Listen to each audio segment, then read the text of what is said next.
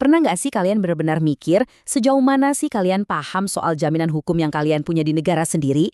Kebanyakan dari kita kan lahir, gede, dan hidup di sini tanpa pernah nanya, sebenarnya status gue ini ngaruhnya apa aja sih? Nah, di ulasan kita kali ini, kita bakal bedah semuanya sampai tuntas. Pokoknya bakal dijelaskan pelan-pelan biar gampang dipahami dan dipastikan nggak ada satu detail pun yang terlewatkan. Oke, yuk langsung kita mulai. Biar fondasi pemahaman kita kuat dan nggak setengah-setengah, kita bakal bangun rumah kewarganegaraan ini lewat 4 bagian utama. Pertama, soal bedanya warga negara dan penduduk. Kedua, soal lotre kelahiran, alias gimana dapat statusnya. Ketiga, hak-hak yang jadi hadiahnya. Dan keempat, kewajiban sebagai harga yang harus dibayar. Kita masuk ke pilar yang pertama nih, warga negara versus penduduk. Biar gampang ngebayanginnya, anggap aja negara kita ini kayak sebuah klub super eksklusif. Siapa aja boleh datang berkunjung, bahkan beberapa orang boleh tinggal lama di dalamnya.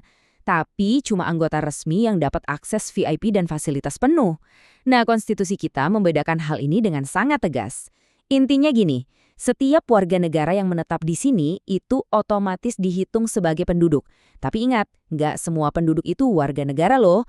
Warga negara punya ikatan hukum yang kuat banget, punya hak politik buat nyoblos, dan wajib ikut bela negara. Sebaliknya, penduduk asing memang sah-sah aja tinggal di sini, tapi mereka tetap pakai paspor negara asalnya, nggak wajib ikut-ikutan bela negara kita, dan yang pasti sama sekali nggak punya hak buat ikut campur urusan politik kita.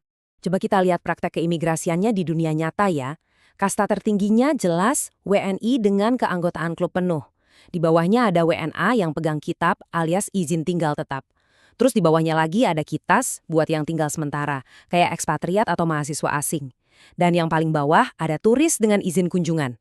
Nah, poin pentingnya di sini. Bayangin ada orang asing yang udah tinggal puluhan tahun di Bali, bisnisnya sukses, anak istrinya di sini, dan pegang kitab. Pertanyaannya, dia bisa nyoblos pas pemilu nggak? Jawabannya, mutlak nggak bisa. Kekuatan politik itu benar-benar hak istimewa, khusus buat warga negara. Terus gimana ceritanya seseorang bisa dapat status keanggotaan eksklusif ini dari awal? Ini yang bakal kita bahas di pilar kedua, lotre kelahiran, alias asas penentu kewarganegaraan. Secara global, sistemnya itu kebagi jadi 2 kubu. Yang pertama namanya ius soli. Kata soli itu dari bahasa Latin yang artinya tanah. Jadi gampangnya ini hak tempat lahir. Pokoknya, siapapun yang brojol di atas tanah negara itu otomatis langsung dapat paspor sana. Nggak peduli orang tuanya siapa atau dari mana. Sistem ini tuh inklusif banget, emang sengaja dibikin sama negara-negara imigran kayak Amerika Serikat atau Kanada buat ngerangkul pendatang baru biar gampang menyatu. Nah, lawannya adalah ius sanguinis. Sanguinis ini artinya darah.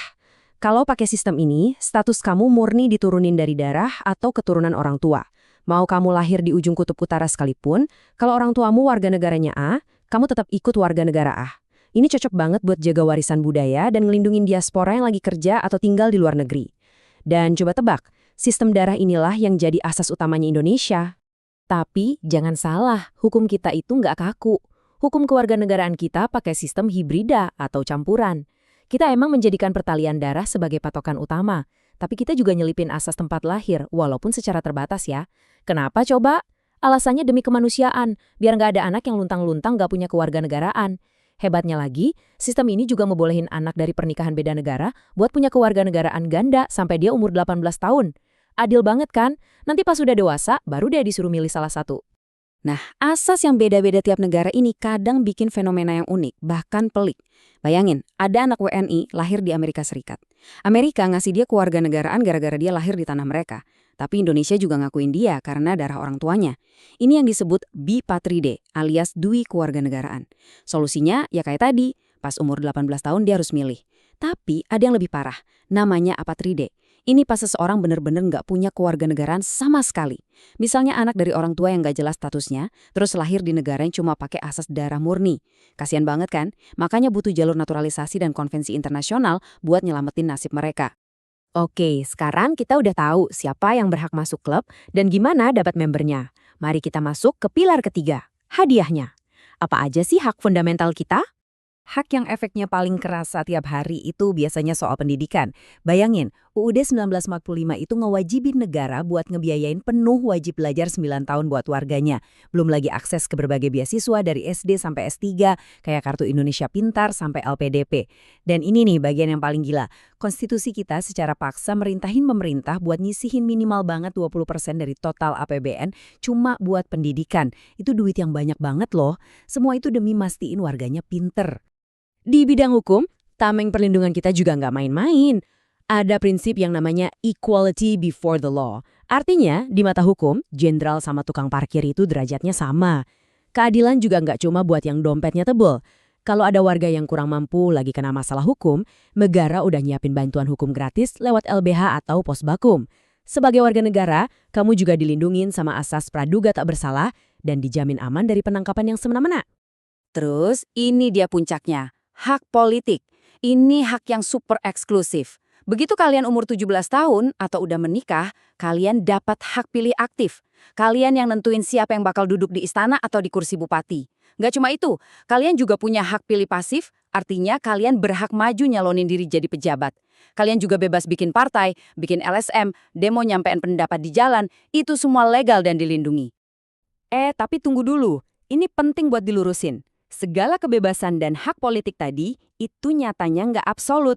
Biar negara nggak kaos, hak kalian bisa dibatasi secara proporsional sama undang-undang.